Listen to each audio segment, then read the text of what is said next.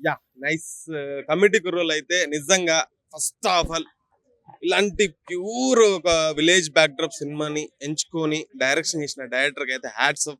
And ఇలాంటి కథ అందరికి కనెక్ట్ అవుతుందని నమ్మి ఒక ప్రొడ్యూస్ చేసిన అండ్ మన నిహారిక గారికైతే హ్యాట్స్ ఆఫ్ అసలు. మామూలు కాదు. నిజంగా కొన్ని రోజులు బ్యాక్ వెళ్ళిపోతాం అన్నమాట స్టోరీలోకి. ఎంత బావుందంటే ఫుల్ న్యాచురల్ అన్నమాట. నేను యాక్చువల్లీ యాక్టర్‌ని. నేను చూస్తూ ఉన్నా. ఎక్కడైనా దొరుకుతారా? లేకపోతే ఎక్కడైనా ఏదైనా కావాలని సీన్ పెట్టారని కాదు భయ్యా.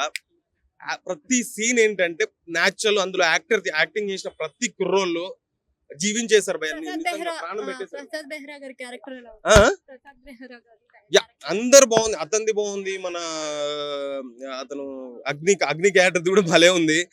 అంటే అందరిది బావుంది. ఒక్కరిదని కాదు. ఇదొక కథ. దీన్ని తెరకెక్కించే డైరెక్టర్ ఏ క్యారెక్టర్‌ని వదలకుండా ప్రతి క్యారెక్టర్ జీవించేలా సెలెక్ట్ చేసుకొని ప్రతిదీ చాలా చాలా బాగా చేశారన్నమాట. ఒక మెసేజ్ ఓరియెంటెడ్ లాస్ట్ మామూలు కాదు.